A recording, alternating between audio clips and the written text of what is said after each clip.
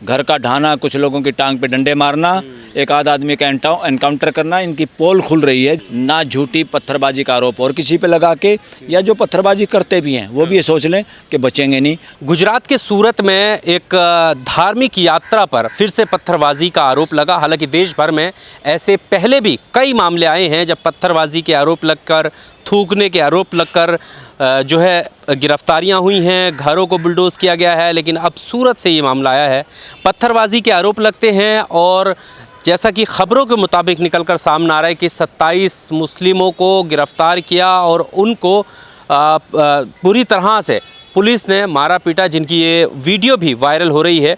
यहाँ पर आप देख सकते हैं वीडियो में कि कैसे वहाँ पर चलकर लोग जा रहे हैं, यानी बुरी तरीके से ये लोग गंभीर रूप से घायल हुए हैं पुलिस के इस पीटने में, जो भी सवाल जवाब हुए होंगे। अब इस पूरे मामले को किस तरह से देखा जाना चाहिए, लीगल तौर पर कैसे कार्रवाई होनी चाहिए थी, जिन आरोप हैं उन आरोपों के तहत जो प्रक्रिया है वो क्या है, कैसे पालन करना चाहिए उस प्रक्रिया का, इस सब पर बात करने के लिए सुप्रीम कोर्ट के वकील बलराज मलिक जी हमारे साथ हैं। सर, अब फिर से पत्थरबाजी का एक मामला आया गुजरात के सूरत से, और उसके बाद जो वीडियो आया वो हैरान करने वाला है कि जितने भी आरोपियों को पकड़ा था वो लंगड़ा कर चल रहे थे, यानी पैर में चोटें उनके आई हैं और ये दिखाया गया कि देखियो इनका इलाज कैसा हमने कर दिया है। या ये जो कार्रवाई है इससे सहमत है, सही किया पुलिस ने? नहीं, अभी तो मैं ये कह रहा हूँ, ये इस तरह के पथराव की घटनाएं होती क्यों हैं? होती हैं या कोई पीछे से स्टार्ट करता है, भीड़ में घुस के स्टार्ट करता है, या वाकई इस तरह के तत्व दोनों समाज में हैं, इस तरह के खुरापाती लोग जो कहीं ना कहीं झगड़ा देखना चाहते हैं। ये हर एंगल से हमें देखना होगा और देखना चाहिए। और पहली बात तो हर डिस्ट्रिक्ट लेवल पे वैसे ही समाज की कमेटी होनी चाहिए जो गाइड करे डीसी और एसपी को, उनको बताए कि ये प्रोग्राम कैसे करना है और हम सब कैसे मिलके करेंगे। ये डीसी और एसपी के जरिए राज करना ये अंग्रेज़ों का काम था, ये राजाओं का काम था। डेमोक्रेसी में ऐसा नहीं चल सकता। डेमोक्रेसी में डीसी हो चाहे एसपी हो, इन लोगों को समाज के लोगों के हिसाब से उनसे राय मशवरा लेके चलना पड़ेगा और चलना चाहिए। अगर वो इस तरह से चलें तो इस तरह के झगड़े हो ही नहीं सकते। समाज के सभी समाज के प्रमुख लोगों को जब मिला के बात करते, घर में झगड़ा होता है क्या? जब घर के सब लोगों को मिला के बात करते झगड़ा होता है क्या? कभी भी नहीं होता झगड़ा। इसीलिए क्या हम पूरे समाज को अपने देश का परिवार मानते कि नहीं मानते? पहले तो इसी बात पे झगड़ा है, नहीं मानते, बहुत सारे लोग नहीं मानते। और सिस्टम का अमानवीयकरण हुआ है, सिस्टम का अभी लोकतांत्रिकरण नहीं हुआ इस देश में, मानवीयकरण नहीं हुआ है। अभी सिस्टम को इसी बात में उलझाया हुआ है, जाति पाति और रिलीजन के आधार पे लोग सरकार बनाना चाहते हैं, सत्ता में रहना चाहते हैं। ये सारे के सारे देशद्रोही लोग हैं, जिसकी मानसिकता में ये है कि लोगों को बांट के सत्ता में आना चाहिए या लोगों को बांट के सत्ता में आ सकते हैं। ये इस देश के सच्चे सपूत नहीं हैं, ये देशद्रोही लोग हैं। ये मानसिकता ही खतरनाक है। इन लोगों की मानसिकता बदलने का काम करना पड़ेगा और ऐसे लोगों को जिनकी ये मानसिकता है उनको सत्ता से बेदखल करना होगा। और कभी भी जनप्रतिनिधि ऐसे लोगों को चुनना बहुत खतरनाक है, प्रेजेंट के लिए भी और फ्यूचर जनरेशन के लिए भी। ये सबको करना होगा और हर पॉलिटिकल पार्टी में ऐसे लोगों की भरमार है, तो सबसे सावधान होना पड़ेगा।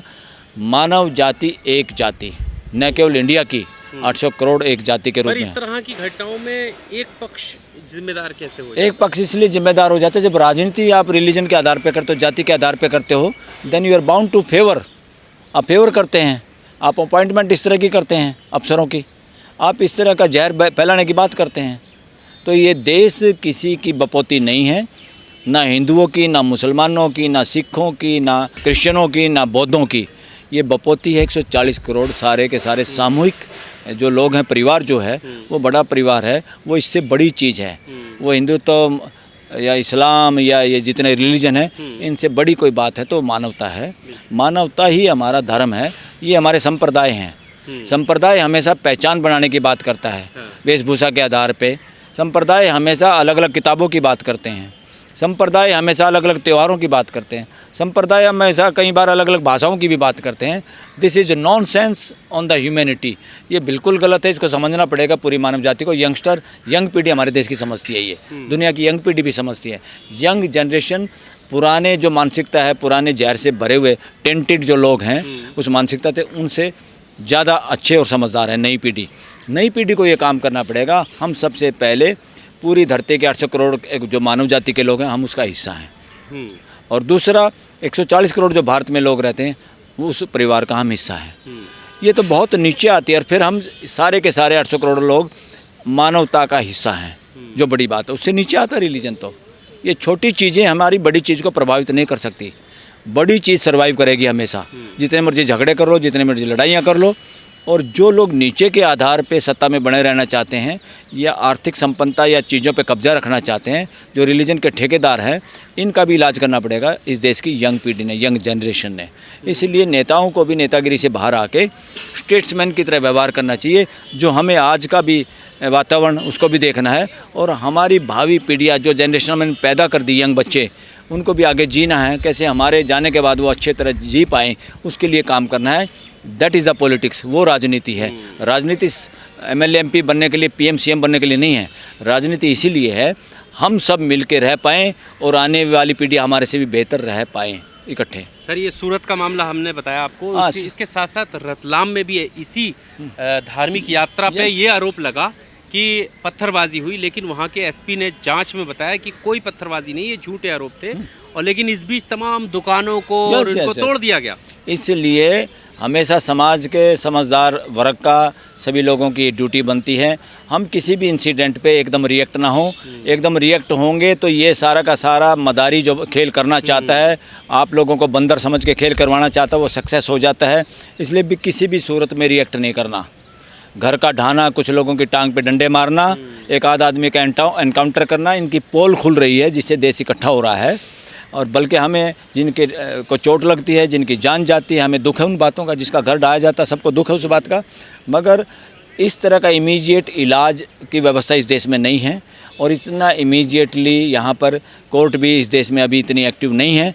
वरना ऐसे ऐसे लोगों को इस तरह की हिम्मत आती कहाँ से है? हिम्मत ही नहीं होनी चाहिए इस तरह के तत्वों को, जिसको पता है कि बचोगे नहीं, ना दुष्प्रचार करके, ना सरकार से, सरकारी कर्मचारियों से गलत काम करा के, ना झूठी पत्थरबाजी का आरोप और किसी पे लगा के, या जो पत्थरबाजी करते भी हैं वो भी ये सोच लें कि बचेंगे नहीं। अगर इस तरह का मैसेज देश की जुडिशरी दे पाए, नेताओं पे तो भरोसा नहीं, अफसरों पे कोई भरोसा नहीं।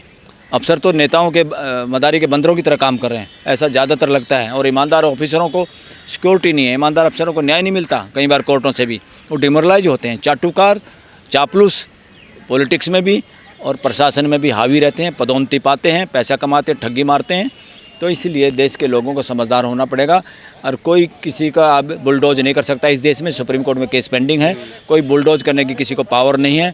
It is the only court which can decide. और कोर्टों को भी मैं तो ये कहता हूँ, कोर्टों को भी चीज़ों को भावना के आधार पे नहीं जाना है, हकीकत के आधार पे जाना है, रियलिटी के आधार पे जाना है। कोई चीज़ कितनी पुरानी बनी हुई है, अगर उसको कोई आज कहे ये तो फलाने के इसमें ज़मीन लिखी हुई है, उसके नाम लिखी हुई है, ये किसी और की ज़मीन है, ये खेल नहीं चलेगा देश में, ना चल सकता। अगर 100, 200, 400 साल पुरानी कोई चीज़ है तो अगर कहें कि ये तो फलाने की है, ये तो रिकॉर्ड में कुछ हो रहा है, ऐसा नहीं चलेगा। जो जहाँ पर है वो वहीं पे रहेगा, और वहीं पे रहने की ज़रूरत है। इसको हम सबको एक्सेप्ट करना चाहिए।